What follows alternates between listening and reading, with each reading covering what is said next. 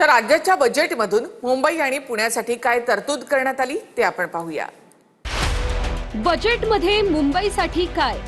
मुंबईमध्ये 2029 पर्यंत 165 kilometre metro मार्गिका सुरू करणार।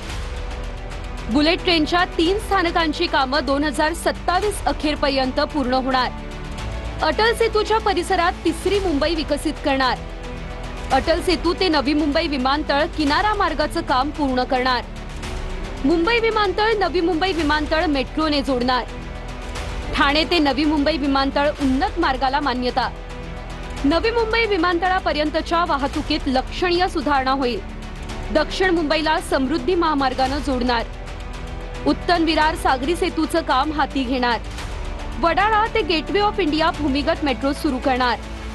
ठाणे ते नवी मुंबई उन्नत मार्ग तयार करणार। अटल सेतूच्या परिसरात तिसरी मुंबई विकसित करणार।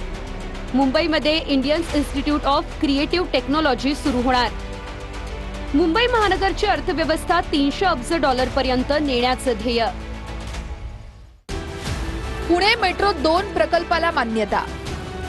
पुणे लोणावळा तिसऱ्या रेल्वे मार्गिकेसाठी मान्यता। पुरंदर विमानतळासाठी भूसंपादनाची प्रक्रिया अंतिम टप्प्यात। पुणे ते वाघोली प्रकल्पाला मान्यता। हडपसर ते सासवड रोड प्रकल्पाला मान्यता।